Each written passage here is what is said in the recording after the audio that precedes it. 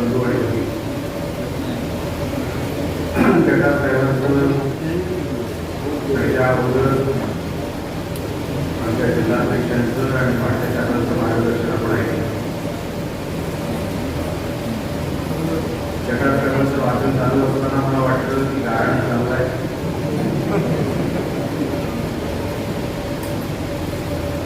पण अतिशय सोप्या शब्दामध्ये, चांगल्या शब्दामध्ये प्रकल्पाची काय गरज आपल्या कोकणाला हे त्यांनी त्यांच्या मनोगतातून सांगितलेलं आहे. आणि त्याचबरोबर हेही सांगितलं की जर तेव्हा तुमचा विरोध नसता आज तुम्ही खासदार असता, जटासाहेब तेव्हा जर तुम्ही त्यांच्या मांडीवर नसता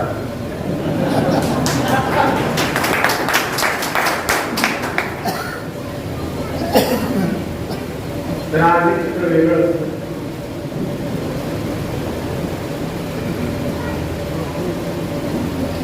पण त्याचबरोबर जटासाहेब म्हणजे अतिशय हुशार माणूस. काय सांगितलं त्याच्याबरोबर,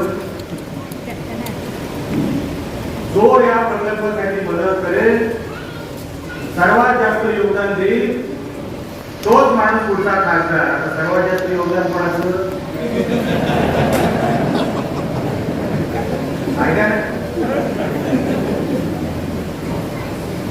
तुम्ही पाहिजे घेता जरा मी काय बोललो,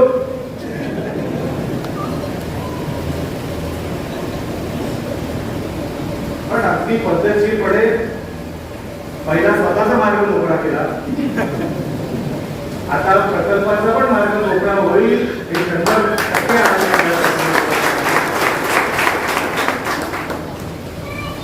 कारण परिस्थिती बदलली. जटासाहेबांना अगदी अगोदरपासून या परिस्थितीची पूर्ण कल्पना आहे. तेव्हा परिस्थिती कशी होती आणि आज परिस्थिती कशी आहे हे मला वेगळं सांगायची काही गरज नाही. प्रकल्प का यावा,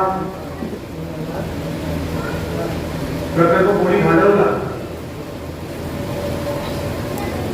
ही विचार करण्यासारखी गोष्ट एकच. आणि मी काय बाकीच्यांसारखे शब्द वगैरे घालून बोलत नाही, एकच दळिद्री आहे, तो खासदार बनायचा एकच. त्या माणसाला रिफायनरी माहिती आहे का नाही, रिफायनरीचा अर्थ माहिती आहे का नाही मला माहिती. आमचे पटवर्धन साहेब जरी त्यांच्यावर बसले आणि विचारलं, ऍडव्होकेट माणूस आहे आमचे जिल्हाध्यक्ष, की एकदा मला सांगा विनायकराव, रिफायनरी म्हणजे काय. आता 10वी 2 नापास आहे असतात, अनेक लोक असतात, त्याबद्दल काही दुमत नाही. आता सगळे जवळपास 95, 96, 99% सगळे आपल्या समर्थनात आले. हा एकटाच त्याला काहीतरी चिलीमिली ज्या दिवशी मिळेल त्या दिवशी हा बरोबर 20 प्रकल्प आणला हे सांगायला पण कमी जास्त करणार. हे उदाहरण सांगतो तुम्हाला. चिपी विमानतळ झालं, त्या चिपी विमानतळाला जेव्हा खासदार नव्हता, खासदार आम्ही होतो. कशाला पाहिजे विमानतळ, त्या जमिनी वगैरे सगळे राणे घेतील, आजूबाजूच्या जमिनी सगळ्या राण्यांनी घेऊन ठेवले वगैरे वगैरे, त्या सगळ्या लोकांना उभं केलं. सगळ्या वर्तमानपत्र त्याचे फोटो आले. तेव्हा प्रभू साहेब होते आणि राणे साहेब होते. भूमिपूजन झालं आणि त्या प्रकल्पाला सुरुवात झाली.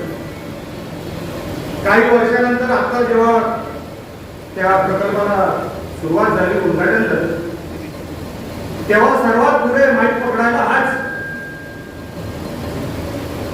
अरे मी बोलतो, हा तिकडे होता,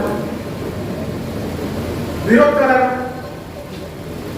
की राणे म्हणे सगळे काय आजूबाजूला सगळं काय लुटून घेतील, तुम्हाला काहीच मिळणार नाही, म्हणून कोणी संधी देऊ नका.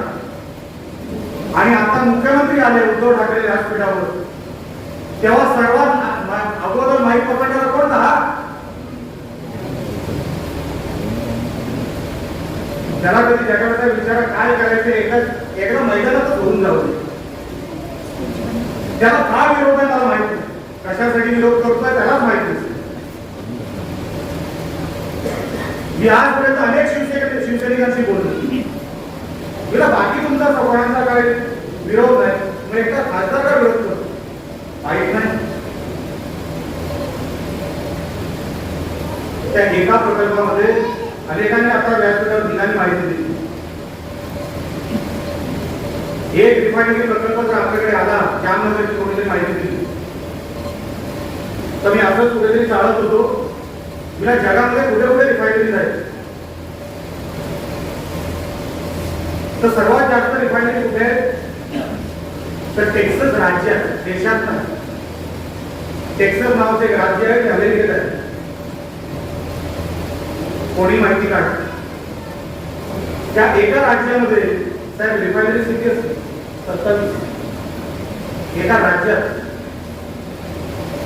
आणि ते राज्य काय फार मोठं महाराष्ट्रापेक्षा काय दुप्पट तिप्पट असं नाही. एका राज्यात जर 27 रिफायनरी येऊ शकतात, तर इकडे रिफायनरी यायला काय अडचण. त्याच्यानंतर सर्वात मोठा देश ज्याला आपण अमेरिका म्हणतो, त्या देशामध्ये सर्वात जास्त रिफायनरी आहे. दुसरा चायना आहे, तिसरं जपान आहे. आता जपान म्हणजे कोण, तिथे सर्वात जास्त भूकंप होतात. आता तुम्ही आंब्याचं उदाहरण दिलं, ज्या जपानमध्ये सर्वात जास्त भूकंप होतात, पण तिकडे लोकांना भीती नाही की आमचा बोर बनेल, काय होईल, आमची जमीन नाही, हे नाही, ते नाही, काय. जगाच्या उलाढालीमध्ये जपान तिसरा आहे रिफायनरीमध्ये.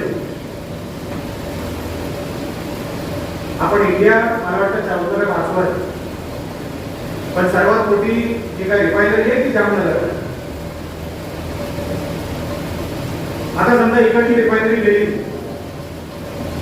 तर ही कुठे जाणार, विदर्भात किंवा मराठवाड्यात किंवा कदाचित दुसऱ्या राज्यात जाईल. नुकसान कोणाचं. अहो लोक थांबली आहे, ही रिफायनरी कधी दुसरीकडे घ्यावी, आम्ही कधी खेचून घेतोय. तुम्हाला सोपं वाटत असेल, रायगडमध्ये त्या माणसाचं नाव, त्या नेत्याचं नाव घेणार नाही. जेव्हा त्यांना कळलं की इकडून रिफायनरी घडते, त्यांनी आजूबाजूच्या काही जमिनीमध्ये काय केलं असेल ते केलं असेल, पण तिकडे जमीन मी देतो सांगायचं पहिलं काम कोणी जर केलं असेल तर तिकडच्या नेत्यांनी केलं आणि ते थेट उद्धव ठाकरेंना सांगितलं. त्यांची मुलगी पालकमंत्री आहे, म्हणजे ते कोकण नाही, रायगड कोकण नाही. रायगड मध्ये जिल्हा आहे, इस्पात आहे, काय नाही रायगड. अहो वर्षाचा प्रकल्प आपल्या रत्नागिरीत आहे, 200 मेगावॉट. किती आहे, 200 मेगावॉटचा. हा प्रकल्प जर आपण जर समजा आपण आणू शकलो नाही, तो आणणारच, पण जर आणू शकलो नाही तर विचार करा, आजूबाजूचे जवळपास 15 पार्ट्या आहेत, त्याला माहित असेल 15 ते 16 पार्ट्या आहेत. ती कधी हा प्रकल्प आपल्याकडे येतोय. मध्य प्रदेशमध्ये मागणी आहे, विदर्भात मागणी आहे, आणि आता काय खटीचे लोक विरोध. अरे कशासाठी विरोध, हे कानागाडी घेतात रस्त्यावर. अशा लोकांचा बंदोबस्त रस्त्यावरच झाला पाहिजे. अरे आमच्या नोकऱ्या घेऊन जाणार का तुम्ही, उद्या आमच्या मुलामुलांनी काय करावं. आमचे पाचलचे कार्यकर्ते आले, साहेब पाचलचं गाव ओसाड पडलंय. सगळे तरुण मंडळी आपलं गाव सोडून कुटुंब सोडून चालले, गावाचं गाव ओसाड पडलंय. म्हणजे आमच्या मुलांनी इकडून सगळं जे काय सामान असेल ते घेऊन मुंबईला जावं आणि का रिकामा राहायचं. हो त्या उद्धव ठाकरेंचं काय झालंय, कोण आहे उद्धव ठाकरे, काय संबंध त्यांचा आणि कोकणाचा. अहो जे चिपी विमानतळ देऊ शकले नाही, पण लेबर लावायला तिथून मुंबईवरून इकडे आले, ते तुम्हाला प्रकल्प देणार. पण मी सांगतो देऊ दे. कोणी इकडचे बाजूच्या आजूबाजूला पण जगामध्ये कोणी जमिनी घेऊन ठेवले, मला सगळं माहिती आहे, पण मला आजची चर्चा नाही करायची. यांच्याच मंत्री, यांच्याच आमदार, त्यांना कळलं की आता तिकडून हटवाचा इकडे येते, इकडच्या जमिनी नावीस केल्या. आपल्याच रत्नागिरीचे नेते शिवसेनेचे, मी म्हणतोय घ्या.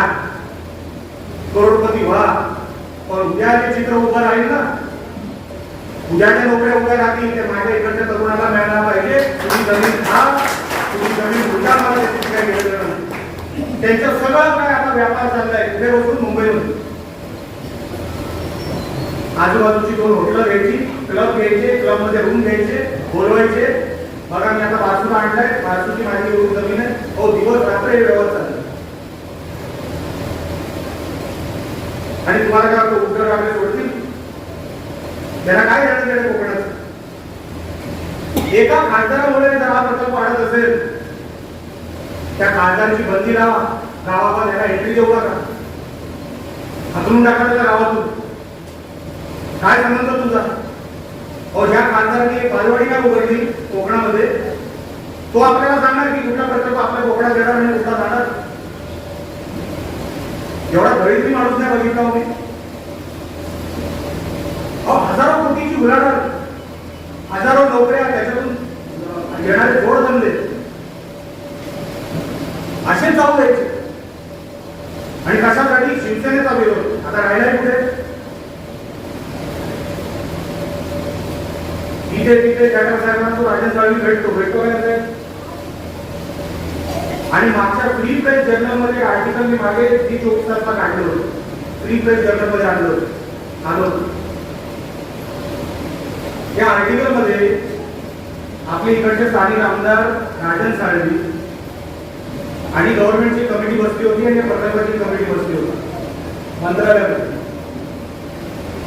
तर राजन साळवीचं त्याच्यामध्ये म्हणणं काय होतं की जसं समृद्धी महामार्गाला वगैरे तुम्ही पैसे देता ना, तसं उसाडबंदीला वगैरे पैसे देता, तसं तुम्ही इकडे नानाच्या परिसराला द्याल का? तो विषय हायवेचा नव्हता, परत सांगतोय, तो विषय हायवेचा नव्हता. त्यांनी उल्लेख केलाय समृद्धी महामार्गासाठी जशी तुम्ही तिकडे ओसाडबंदीसाठी ते पैसे देता, तसं तुम्ही इकडे कोकणाला पैसे द्याल का? हे मी म्हणत नाही, प्रिफरन्स जर्नल मध्ये आलं. तेव्हाची भूमिका सांगतोय. जेव्हा विरोध सुरुवात झाली होती तेव्हा सगळं काय सुरू झालं होतं. 8 वर्षापासून हे शिवसेना सत्तेमध्ये. तुम्ही मला सांगा, आम्हाला काय झोप येत नाही म्हणून आम्ही शिवसेनेवर टार्गेट करत नाही, आम्ही शिवसेनेला टीका करत नाही. पण मागच्या 8 वर्षामध्ये कोकणाला काय मिळालं मला सांगा. उदाहरणासाठी सांगतो, रायपाटण गाव गाळ साचला होता.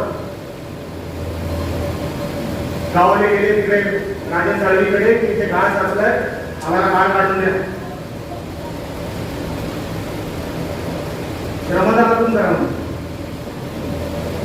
श्रमदान लोकवर्गणी काढ. ही भाषा पण तो मी कुठून आणणार? आणि मग राजीनामा ते घरी जा. विकासाला पैसे नाही. ते सिंधुदुर्गाचे पालकमंत्री जे रत्नागिरीचे आमदार आहेत, त्यांचे बरेच धंदे चालू असतात. ते मला असं वाटतं धंद्याचे मुद्दे स्पर्धा चालू आहे त्यांची, की तू जास्त की मी जास्त. त्यांचं काय भरतच चालू आहे. खासदारांना फक्त राणे नाव द्या, मग तो त्याच्यात एनर्जी येते की आता मी काहीतरी बोलतो, मग बरोबर त्याचा 4 होतं तरी. बाकी इतर वेळेला लोकल्याला असतो. विचार करा, तिकडे जाऊन उभ्या फोटो काढणार, यांना पण भुजा देत नाही तिकडे पार्लमेंट मधून. हा खासदार कसा प्रकल्प आणला? मी जटार साहेबांचं खरोखरच अभिनंदन केलं पाहिजे. खरोखर त्या माणसाचं अभिनंदन केलं पाहिजे की 5 वर्ष झाली नोटिफिकेशन निघून पण या माणसाने पाठ सोडली नाही. खरोखर अभिनंदन. आमदारकी खासदारकी नंतर त्या वेळेला महत्व असतं. एकदा प्रकल्प त्यालाही माहिती इकडचं तिकडे गेला, मग कोण आणत नाही. आता जैतापूर प्रकल्प गेला, आला बरं. अरेवा कंपनी होती ती गेली, त्यांनी भिंतीचे वगैरे पैसे वगैरे दिले ती गेली. जेव्हा आपल्याकडे आता आमचे गोरगरीब आले तेव्हा वाटवायला अरे आम्ही सांगत होतो घेऊ दे, 1,00,000 कोटीची उलाढाल होईल, ठीक आहे झालं, तो विषय वेगळा होता. पण एक प्रकल्प जर जात गेला, मग कुठला कोर्टचा विषय कुठला आहे तो एक दुसरा तो गडबडी कोर्ट मालक तरी पण तेच केलं. कुठलाही प्रकल्प आला की हे विरोध करा. अरे कशासाठी विरोध पाहिजे होतो? मग आमदार खासदार झाला कशासाठी? हो बाजूला सिंधुदुर्गात जाऊन बघा, कुठल्या कुठे सिंधुदुर्ग गेलं आणि आपण राजापूर तालुक्यामध्ये आपण एक इंडस्ट्री आपण जगलो नाही. जे इंडस्ट्री आल्या त्या कंपन्या आल्या त्यांना परत पाठवायचं काम केलं इकडच्या राज्यात. हजारो लाखो कोटीची उलाढाल जर आपण आपल्या तालुक्यामध्ये येत आहे, आपण जर त्याचं स्वागत करू शकत नाही तर मला तो शब्द वापरायचा नाही. त्याच्यासाठी आपणच, मी खरोखर सांगतो, आपण मस्करीवारी हे सगळे विषय घेऊ नका. ही लाखोची उलाढाल एकदा परत केली ना आणि हे सगळे मध्य प्रदेश वगैरे वगैरे सगळीकडे गेले की विषय संपला.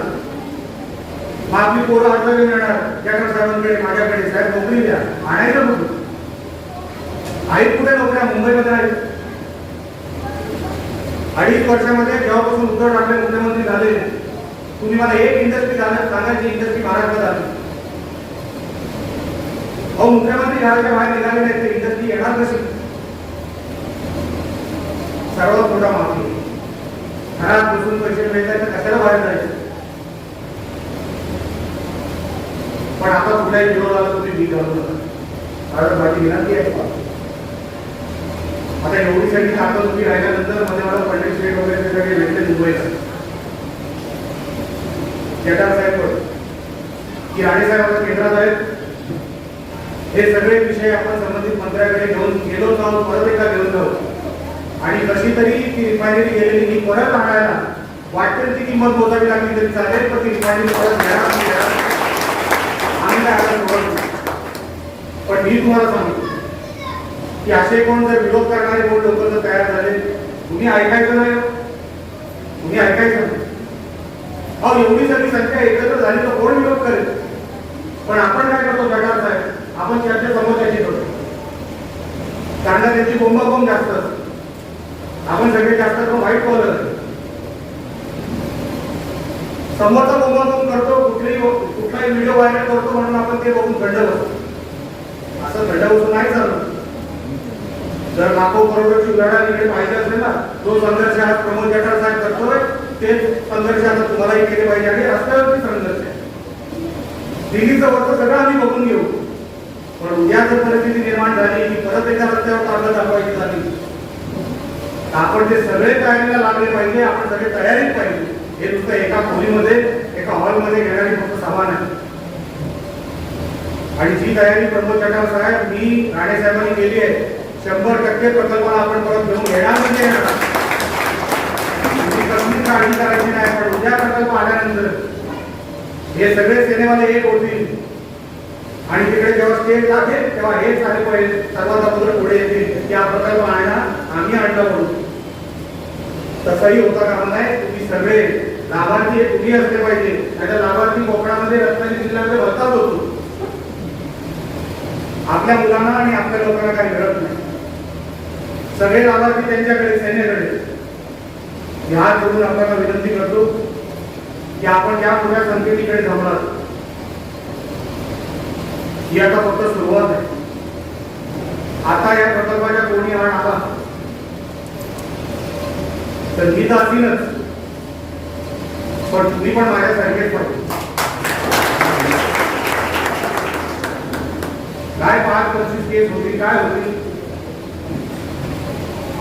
पण ह्या 25 केसी घेतल्यानंतर 25 वर्षानंतर इतकी पिढी मोठी होईल आणि 25 वर्षानंतर इकडे जर चित्र बदले तेव्हा खरी मजा येईल. तेव्हा खरं सांगता येईल की होय आम्ही काहीतरी माझ्या मातीसाठी करू शकलो.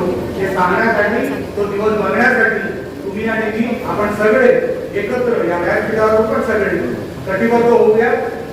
आणि नाणार प्रकल्प हा 100% आम्ही व्यासपीठावरून सांगतो, तुम्हालाही शब्द देतो, कसंही करून आपण परत आणणार म्हणजे आणणारच.